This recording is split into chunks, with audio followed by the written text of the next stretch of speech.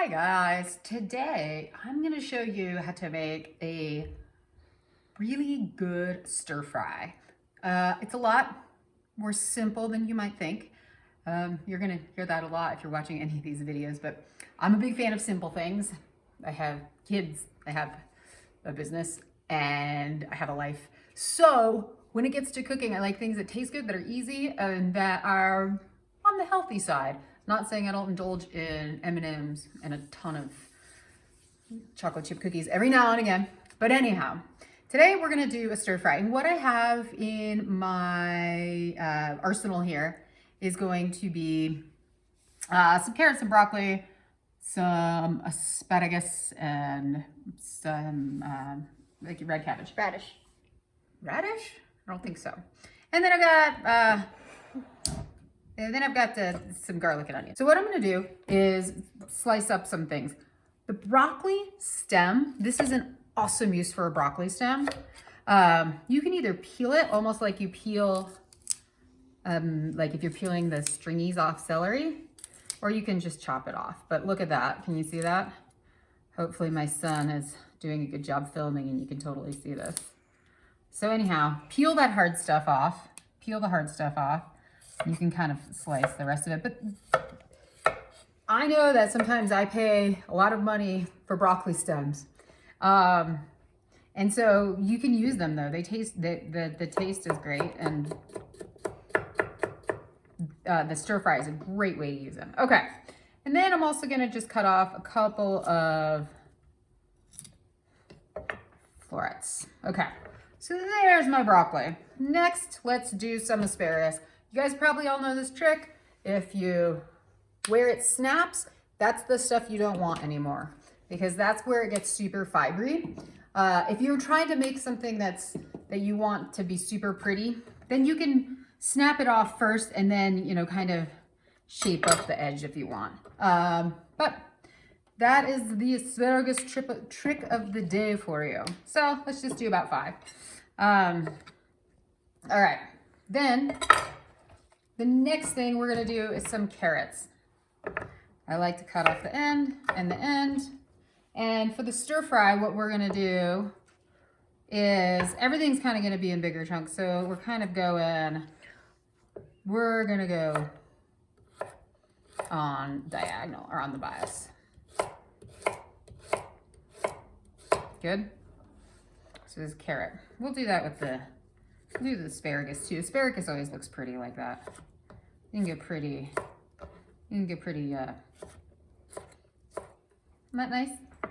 Isn't that nice? It's so nice. Okay, and I don't even know what month it is, but if I did know, I would tell you that asparagus is almost in season, I think. Anyhow, at this point, since I'm almost ready, I'm gonna just crank my wok. You can try this in another pan, but I would highly suggest trying to use a wok. All right, so I have got my cabbage, and I'm gonna use about, let's see, I'm gonna cut that. Use about, I'm not gonna use this much actually. I'm gonna use about half of that, and I'll put the rest away. We'll make some yummy slaw or something later. So again, in about 1-inch pieces. So when you're cooking, you always try to kind of leave everything in a similar size. So I know these are all such different entities, but you can see that they're all gonna look and present well on the plate together. That's something great that you can keep in mind when you are making anything. So if everything's gonna be diced in a small dice, dice everything in a small dice. If you're gonna be doing something, you know, like this stir fry, then that's fine. Everything can be in a bigger chunk. Okay, next I have got this piece of ginger that I'm gonna put in a piece. I'm gonna put in also in a chunk, and garlic. This is just gonna, you'll see what this is gonna do, but this is gonna play with the rest of the food. Okay, here comes the time for the stir fry. Okay, so I've got the wok hot.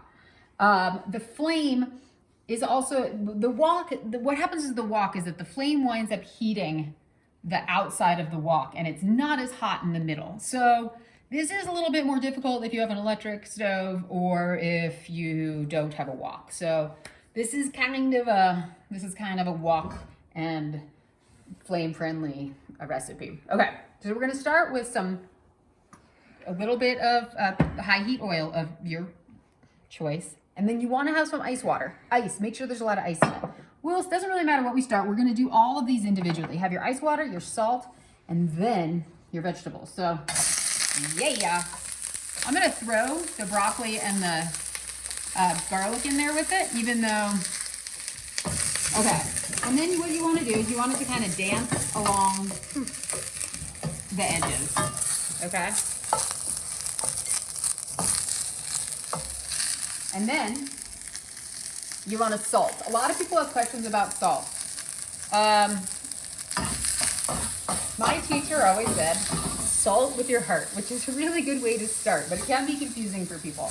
Salt with how much you feel like it. So if you're sitting there and you're like, I'm gonna eat this broccoli, how much salt would I put on something? That's how much goes on it. There's no trick, there's no sure thing. And it's always better to undersalt, just in case because if you oversalt, you kind of ruin it. Okay, so we've got this going. You can see, you want to really play with this. So you've got this going. You can see it's really starting to. Okay, so we're really playing with this now. It's definitely getting cooked. So now is the water part. So what we're gonna do, this is going to wind up steaming the broccoli at the same time that you're sauteing it. And you can see when it gets up onto the sides, that's when it's really cooking because the flame comes up around the side. So yeah, so we're gonna do that then with each vegetable. So a little bit more oil, and then, whoops, a little bit of cabbage slipped in there. The carrots go in, and we're gonna just repeat. Again, this is something that you're moving around the whole time. As soon as you see it to start to brown and get a little bit hot,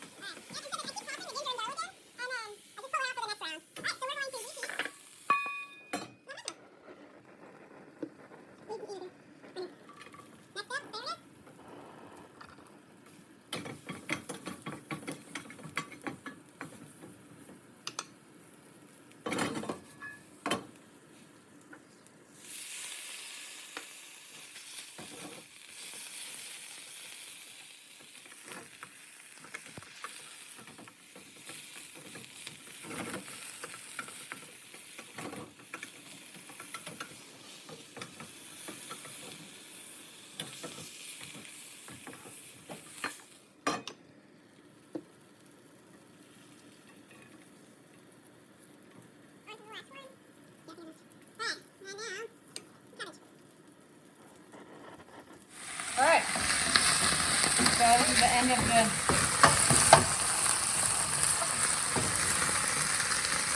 vegetables.